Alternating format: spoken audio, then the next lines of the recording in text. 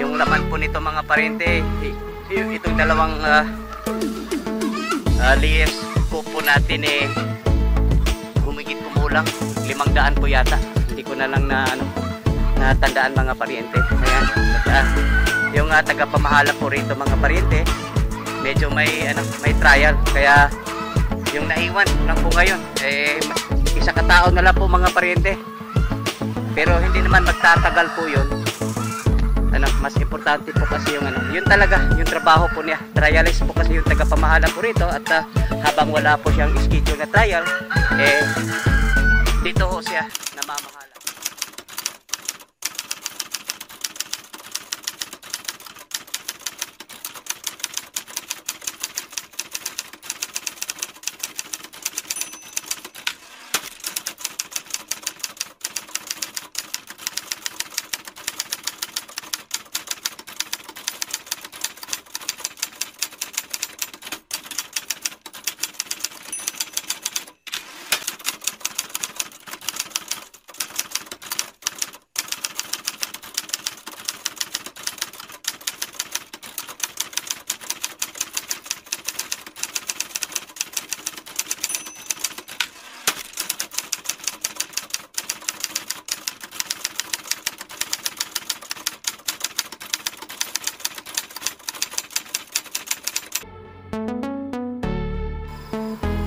Yan mga pariente, isang malamig na umaga. Time check po, alas 7. Kararating na po natin at sisilipin natin agad ito po ating ampalaya. Itong second cropping po ng ating ampalaya. At ito ay 8 days after transplanting. Ayan, ito na po yung kalagayan ng ating ampalaya ngayon. Gumagapang na po sila mga pariente, pero mukha yatang kailangan talagang mahabol po itong trellis po natin, yung pong gapangan po nila, kasi ngayon mag-isa lang po si kasamang buyaks po rito. Kailangan mapagtulungan na po ito mga pariente para maihabol. Mahirap na kung sakasakaling aakyat na po yung ating ampalaya tapos wala po siyang makakapitan. Ayan, ito na po yung bali 6. Nakabuo po tayo na 6 na plat. At yung po nasa tabi po niya, yung 2 plat na bakante na yan, maaaring kamatis o talong. Yung po itatanim po natin dyan. At mamaya po diretso po tayo doon po sa sisilipin na rin po natin yung ating kalabasa nandoon. Habang nandito ho tayo, tignan na rin po natin itong ating papaya na ini-intercrop dito po sa ating kalamansi. Masukal pa rin mga pariente. Kinakamusta ko nga si Buyaks kasi yung pinagbiling ko kay kasamang Denver, dapat ito titirahin na po ng herbicide, kasi mahirap na pag masyadong mataas na po yung mga damo po rito, magastos po sa herbicide. At mukha yatang napapansin po natin medyo pumangit po yung ating makikita po natin sa dahon ng ating papaya mga pariente. Ayan, medyo pumangit po siya. Maaaring titirahin natin ito ng fungicide kasi Buyaks, nag-1-1 sige dire. Way init yung kayo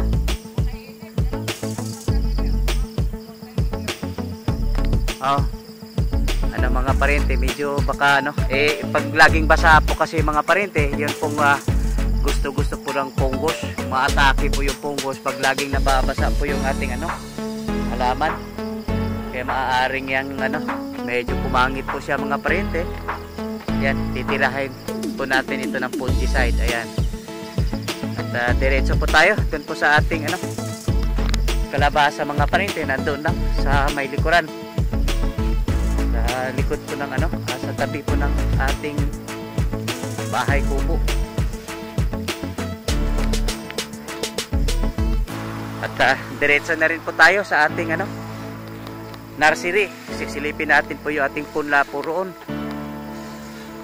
kasi ang nangyari ho mga pariente, yung ipinupula po nating talong may nahalong kamatis. At yun, tinitingnan ko nga, buti nakita, nahanap po yung yung packaging po niya. Yun, may kamatis, hindi napansin na may nahalong kamatis. Kaya yun po ating punla po karambula. May kamatis at saka may talong. Ayan. At ito po yung ating balag po rito sa ating ampalaya. Kailangan ito lagyan po ng lashing. Yung pong alambre dito po sa pinakagilid po niya para tumibay. Kasi pag wala po itong alambre na susuporta po rito sa ating poste, lalo na dito sa pinakatabi po niya, pinakagilid, lagyan po ng po yan, lashing. Mahirap na pag walang po yan, suporta. Mahirap pag madali yung ating trellis kung wala po yung walang alambre na susuporta po rito sa pinaka paikot. Kailangan may yan, alambre suporta para tumibay po yung ating trellis, mga paryente. At ito na yung po ating kalabasa, mga paryente. Mukhang yung isang plat po yan hindi po hindi natamnan. Ito po isang plat, yung pinaka 4-5 plat, mga paryente. At ito na po yung ating kalabasa. Ayan. At ito po sabay lang po ito. 8 days na rin po ito, mga paryente, magmula nung direct seeding. Ayan, marami naman pong nabubuhay, mga paryente. Oy, kumusta mo dia? Oy, buntag. Oh, toyo ko diri kadiyot kay mintras mapay init. Ha? Oh mo. Oh, mo anak ko ron. Ayan, oh. At yung pong makikita ho ninyo, mga paryente, yung itim dyan, yung natatakpan po ng mga dahon ng kawayan. Yan, yung mga Baya-Slary. Kaya hindi pa po na dagdagan po yung ating Baya-Slary, kasi sabi ko kay kasamang Denver, pag maghatid po ng Baya-Slary, pwede dyan na rin ilalagay, hindi na bababa po rito, diretso na lang po riyan. Kasi yung problema daw yung daanan, hindi na bababa po diyan. Kasi graba naman itong parking space po natin. Hindi naman na lulubog po yung gulong po rito kasi po ito tinambakan po ng graba. Yung problema po kasi lalo na pagpasa po yung lupa, babaon po daw yung gulong po ng yung ating mini dam. Kaya kako lang, kahit dito lang tambak po yung Baya-Slary po natin. Ayan. At diretso na rin po tayo. Dito rin lang naman tayo sa nandito po yung ating nursery, mga paryente. At yun na nga, yung ating ipinunlang talong may nahalong kamatis. Buti na nahanap po yung yung packaging. At doon na check po natin na may nahalong kamatis, kasi nagtataka po sila. Kasi yung po ipinulangan natin talong, tapos yung lumabas po may talong, may kamatis. At tingin ko nga, mga paryente, mas marami pa pong kamatis. Ito mga kamatis po ito, mga paryente, yung parang yung talong ito mga talong. Yan, halos karambula po, mga paryente. Karambula po yung ating punla, kaya medyo hahanapan pa namin ito ng paraan paano ito diskartehan, kasi yung kamatis na rin po natin, mga paryente, medyo matataas na. At may inilaan po tayong espasyo po riyan sa tabi lang po ng talong, tapos may siling panigang po tayo, yung espasyo po doon sa gilid po ng siling panigang po natin, doon po natin itatanim po itong kamatis. At may 2 plat din po roon sa gilid ng ampalaya. Pag-usapan namin ni kasamang Denver po yun, anong ilalagay, itatanim po roon. Tingin ko mas maganda kamatis, kasi ito po kasing talong lapitin po kasi ito sa mga insektos. Ayan. Ayan, ito ano po mga pariente, naglagay na po sila ng ano, yung pong suporta po dito sa ating mga poste. Napaka-importante po itong ano, lashing mga pariente, itong tali na ito, kasi ito po yung ano, suporta. Paikot po ito mga pariente, paikot. Tapos pinaka-importante ito yung mga poste dito po sa gilid, kasi mahirap na pag mahina po yung ating ano, palag mga pariente. Pag napuno na po ito ng ano, bunga, mabigat na po siya, tapos ano, malakas yung hangin, delikado po, papagsak po yung ating trellis. Nako, luging-lugi po tayo kung nagkaganon mga pariente. Kaya ito, malaking tulong po itong mga ano, yung flashing po dito sa tagiliran. At kasalukuyan po ngayon mga pariente, yun po si ating kasamahan, si kasamang Denver. Yan, naglagay na rin po siya ng ano,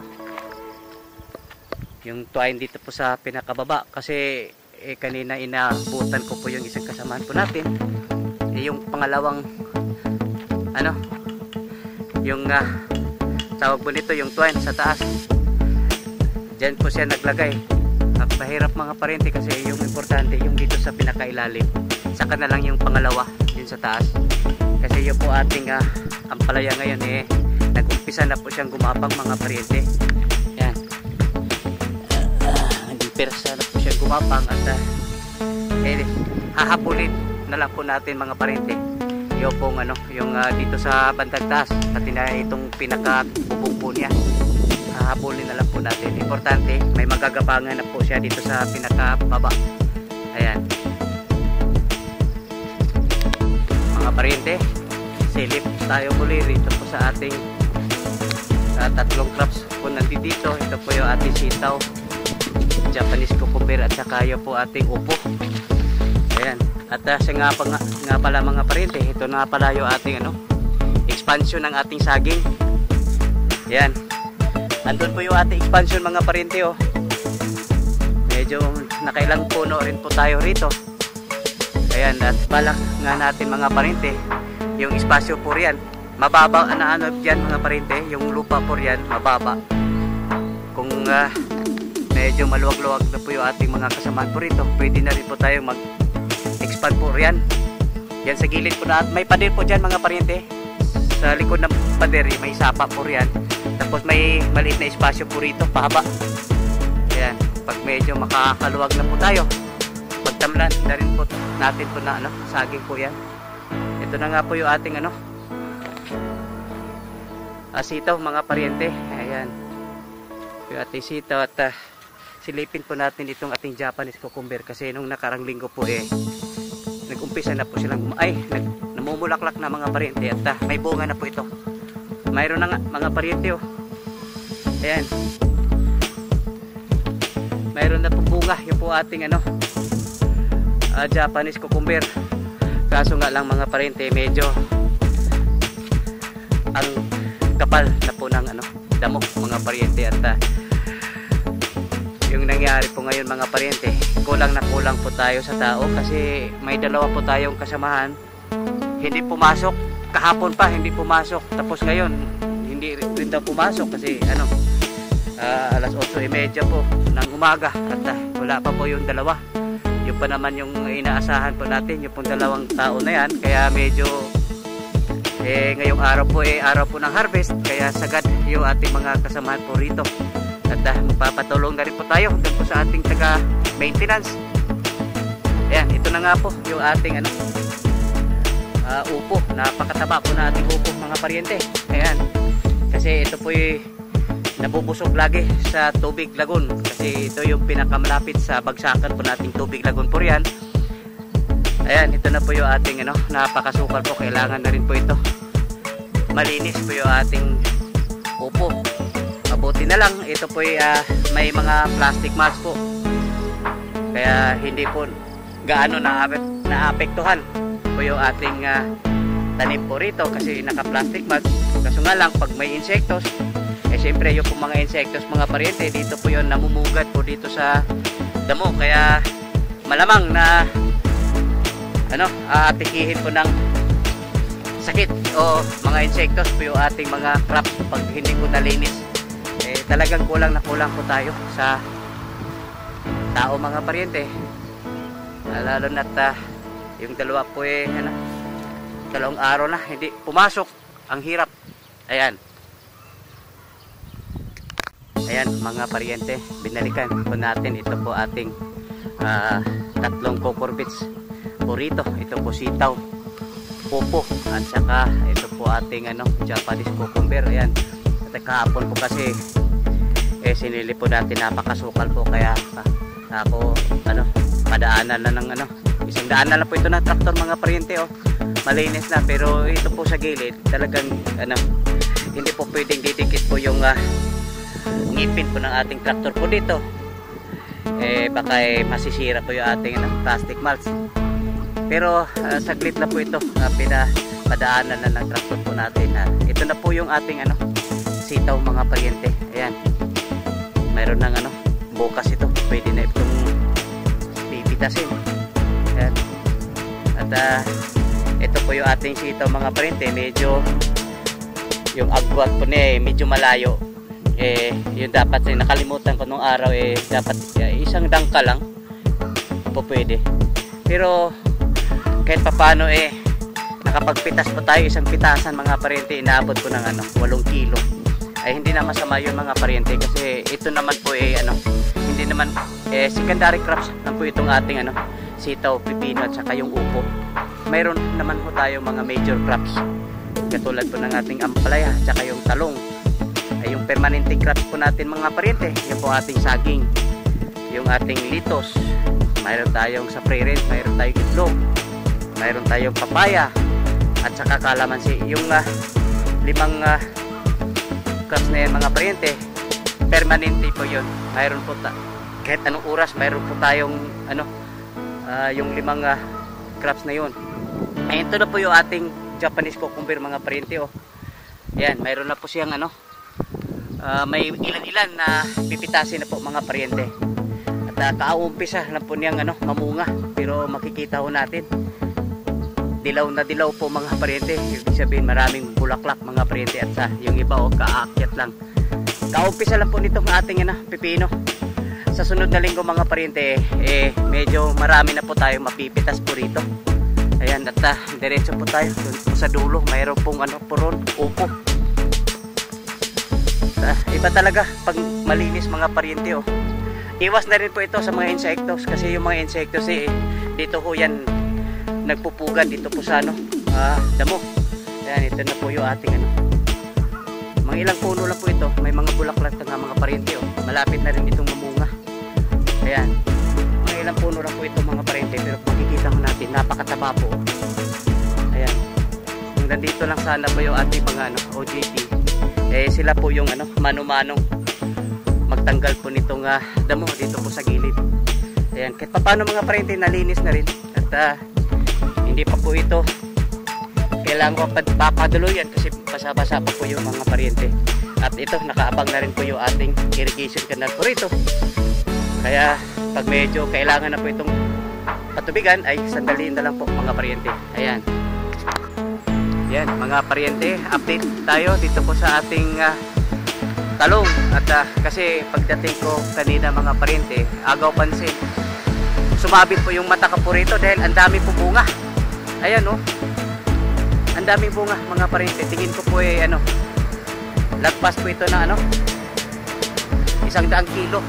Tingin ko lang mga paryente, kaya kinunan po natin ng ngayon, update po tayo kasi yun nga, nagulat po ako kanina pagdating ko, ang dami pong bunga.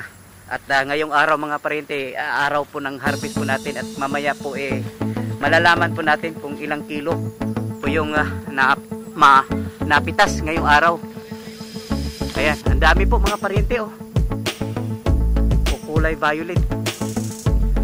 Maaari sigurong ito na po yung epekto, yung pong ating tubig lagol na regular po natin itong pinapadaluyan mga paryente. Ayan mga paryente, silip tayo dito po sa ating particularly itong talong po natin mga paryente, kasi pagdating ko po kanina umaga, medyo napatigil ako doon sa ating salong. Ang dami po. Kulay violet po yung ating talungan. Yan, ito na po yung ani po. Ngayon, ang dami po. Mayroon na ng na bentahan na po ito mga paryente. Pilang kakilo itong kajigil.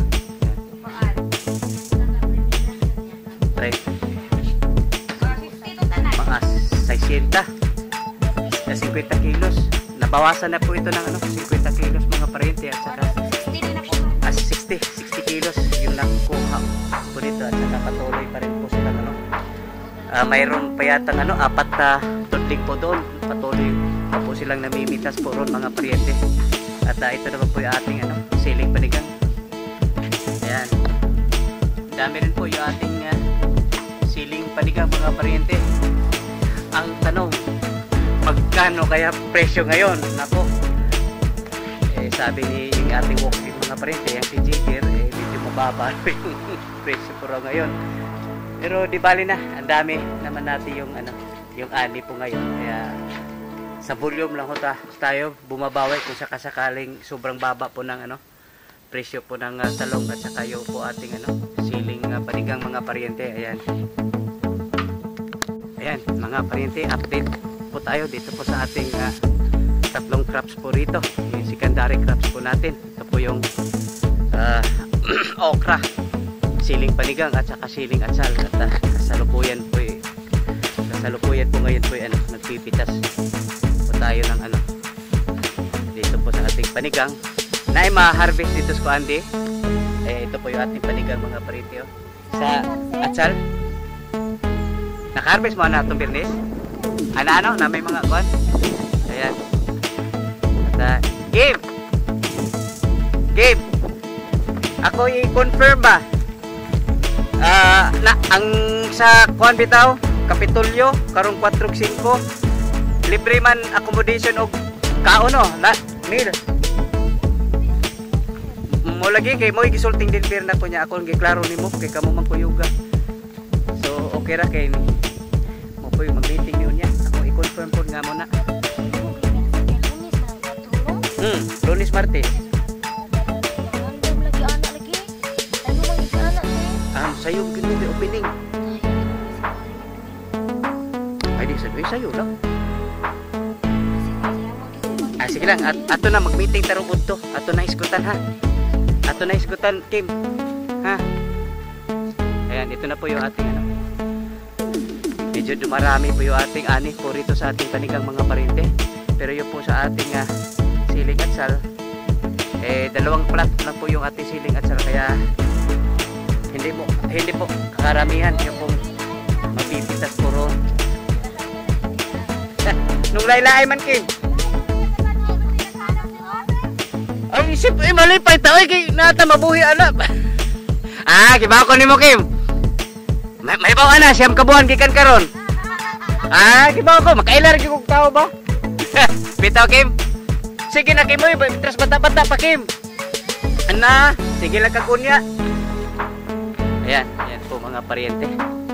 At yung mayroon pa po tayong aararuhin mga paryente. Yung pong inilaan po natin doon po sa ating kamatis.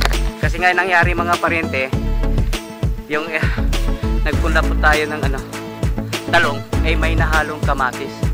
Pero mayroon naman po tayong inilaan na espasyo. Ito nga mga paryente, ito po yung ating kamatis. Tapos pag binunot na nga yung kamatis po natin, gawin po natin dito, alisin po natin itong mga kawayan po rito at ipaararo po natin mga paryente gamit po yung ating disc flow. Tapos ipapahinga po natin kasi ito po inilaan po natin sa pang third cropping po natin ng ating ampalaya. Etong espasyong ito at yung katabi po nito, yung nandoon, yun pong pagtamnan po natin ng ating kamatis. Yan, ang dami po nating hahabulin po ngayon mga paryente at sa tingin ko po mas maigi po yung maghahabol po tayo kaysa papitik-pitik lang mga paryente kasi yung yung pakiramdam ko ng mga nakarang araw mga paryente medyo mabagal yung pong takbo po ng ating production po rito.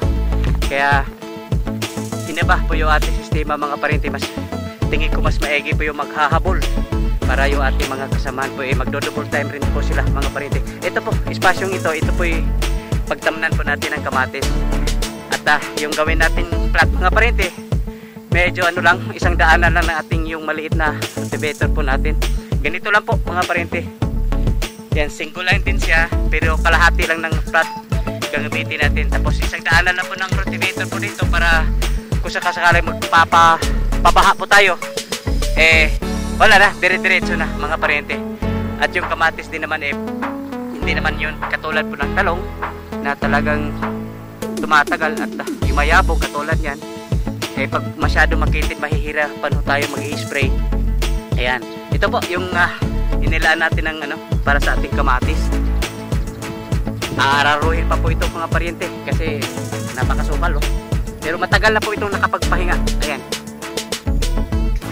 Yan mga parente, ikot po tayo dito po sa ating pre-raise. Ito po yung ating pangalawang layers po mga parente. Yung isa dyan, layers din po yan. Mayroon po tayong dalawang layers po. At yung laman po nito mga parente, itong dalawang layers ko po natin humigit kumulang 500 po yata. Hindi ko na lang natandaan mga parente. Ayan. At yung tagapamahala po rito mga parente, medyo may trial. Kaya yung naiwan lang po ngayon, isa katao na lang po mga parente. Pero hindi naman magtatagal po yun.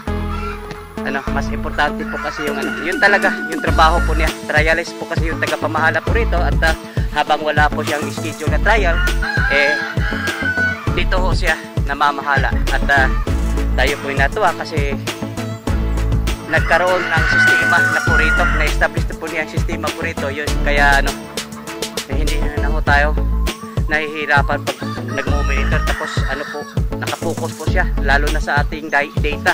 Ito nga pala mga parente, ito po yung ating breeders ko po rito. Mayroon po tayong 6 na ganito kalaki. Yan, hindi na lang po tayo papasok mga parente. Yan, ito po mga breeders po natin. Ayan, at ito naman po yung ating native, tapos may halong basilan. Ayan. At diretso yung gusto ko makita mga parente, kakamustahin ko po yung ating asola. Kasi malaking tulong po yung asola para ho tayo makakatipid dun po sa ating mga patuka. Ayan. At ang balita ko po tuloy-tuloy po raw yung harvest po nila dito. Ayan, ito na po yung ating asola pans mga parente. Ayan, medyo mataba po yung ating asola. Yan mga parente. Ito po yung ating sunod-sunod po ito mga parente. Hindi po ito po pwedeng pagsabayin kasi yung sistema po natin po rito, isang araw, isang pan. Kaya hindi po ito sabay-sabay na puno-puno katulad po nito. Ayan, mabuti na lahat maganda pa rin yung po ating asola. Kasi nakakatulong po ito mga parente doon po sa ating kahit paano nakakatipid po tayo sa ating patuka. At saka ito asola, malakas silang kumakain po rito at saka masustansya. Ayan, dito po sa ating kanan mga parente, ito po yung ating grow out range. Ayan, at dito naman po yung po ating marketing. Wala nang laman po yung ating marketing. Buti na tayo po yung nato kahit paano po medyo siguro malakas yung atong. Sige mag-ihaw, oy, may buntag. Gamay naman lagi atong kuan. Na ato maayo para katong ihawon ta kay. Sayang kay bakit sige tagpakaw niya. Dagko na hinaig na kay na siya mutubo. Kumusta man niya? Kumbati ra kay karosa? Ay dito magdugay si Junel dito. Kuno man hapit na tumuman. Yan. Ito na po at diretso silip na tayo. May mortality po rito. At tayo po base na rin po sa ating record mga parente. Talagang bumababa yung ating yung ating mortality. Yung mortality naman mga parente, hindi naman po maiiwasan talaga yun. At tayo po natuwa kasi yung mortality po doon sa ating range area kumunti. Madalang na lang po may mortality po doon. Kasi doon po kasi tayo sa grow out range. Pag may mortality doon, medyo nasasayangan po tayo. Kasi biruin mo, galing po siya dito sa brooding pen, nursery, hanggang makarating doon, ang dami na pong kinonsumo ng pagkain po yung mga pariente. Kaya medyo pag may mortality tayo sa range area, medyo masakit po sa ating kalooban. Yan. Ito na po yung ating brooding pen, mga pariente. Ayan. At may mga record pa tayo rito, may mga basket mga pariente. Ayan. Yung iba hindi na siguro lagyan ko ng ilaw kasi malalaki na po sila, mga pariente. Pag maliliit pa, katulad po nito, dito po yata nilalagay yung kapipisa lang, mga pariente. Ayan. Gamayor ko dali. Kuan. Tulo rin episode ani sa usa ka batch. Ay. Nay problema sa atong kuan. Ato ning kuno na gilang amo ning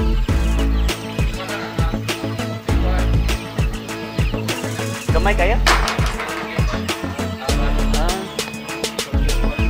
Medyo may problema ito. Inhibitor po natin. Gupa mo nila. Kani siya, pag nag-alarma, kuan siya. Dili mo guday na mo down iyang kuan, temperature. Sumunang mo alarma pa siya. Pwede rin gani. Ay, hindi man mo pag pwede mo makantayan doon. May mag-aaral mo ka diri. Pero tama naman itong nakaset po rito, mga pariente, 37.5. Ayan. Sige, obserbaran lang natong kuan basig na problema sa dito breeders na to. Basig oh. Kuan katong sa breeders na to ba? Kuan to dito siya dilibitom akanang kontrolado to siya dito ingon nga ang kaon okay. Usahay mangitlog siya sa katambok. Dili siya fertile ba mo nang ang kanang grow up pwede na dilibitom. Kani mga dilibitom ni mga atong layers ug atong breeders kontrolado ang kaon na gina-compute na siya. Oo, pila ka buok niya, pila ka grams. Oo, kay posible na siya mangitlog niya dili fertile sa katambok. Sige sana, thank you san. Yan, ito na nga pala yung ating nursery, mga pariente. Malalaki ating nursery. Yan yung mga ating manok po rito sa nursery. Malalaki na po, mga pariente Nako, lalo na itong isa nito talagang na. Laki na po, mga pariente. Yan.